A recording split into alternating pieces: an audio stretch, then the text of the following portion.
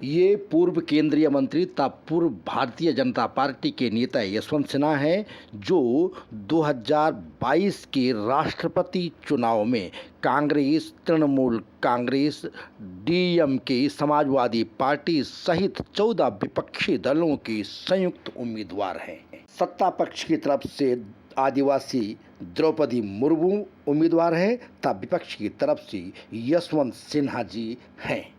विपक्षी दलों की तरफ से राष्ट्रवादी कांग्रेस पार्टी के नेता शरद पवार, उसके बाद नेशनल कॉन्फ्रेंस के नेता फारूक अब्दुल्ला और इन दोनों के बाद महात्मा गांधी के पौत्र कृष्ण कुमार गांधी का नाम सामने आया था। इन तीनों के मना करने के बाद विपक्ष ने भाजपा से 2014 में टिकट नहीं मिलने से नाराज चल रहे यशवंत सिन्हा को अपना संयुक्त उम्मीदवार बनाया। इन्होंने 2018 में भारतीय जनता पार्टी छोड़ दी थी, लेकिन इनके पुत्र जयंत सिन्हा मोदी सरकार में मंत्री रहे हैं।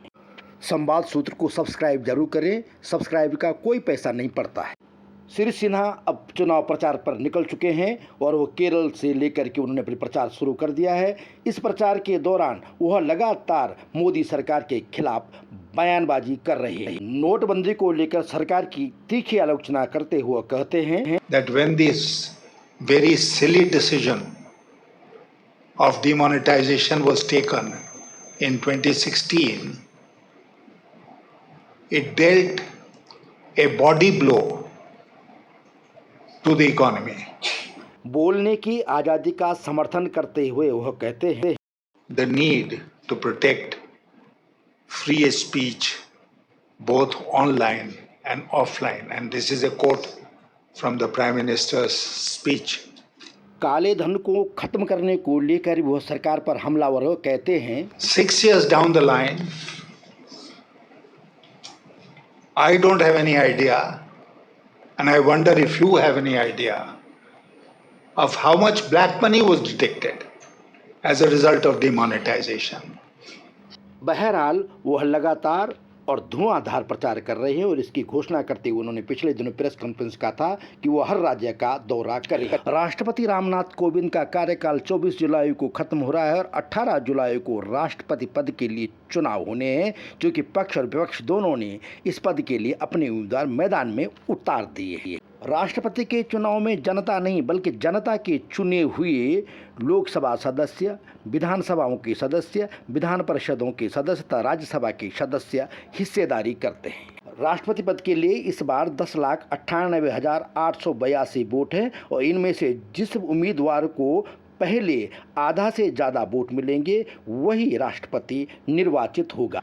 राष्ट्रपति वोट ज़्यादा पाने वाला नहीं बनता है, बल्कि जो आधा से ज़्यादा वोट पहले हासिल करता है वही राष्ट्रपति चुना जाता है। हारता हर बार विपक्ष का ही उम्मीदवार है, लेकिन पहले राष्ट्रपति जो हैं बड़े मतों से, बड़े वोट से, बड़े अंतराल से चुनाव जीतते थे। 1969 में पहली बार एक निर्दलीय उम्मीदवार जीता और राष्ट्रपति बीबी गिरी बने। यह भारत में राष्ट्रपति चुनाव के इतिहास की पहली घटना है। हारता विपक्ष का उम्मीदवार हैं, लेकिन राष्ट्रपति के हर चुनाव में विपक्षी दल अपना उम्मीदवार उठाते हैं और वे चुनाव लड़ते हैं। इस बार भी यही हो रहा है।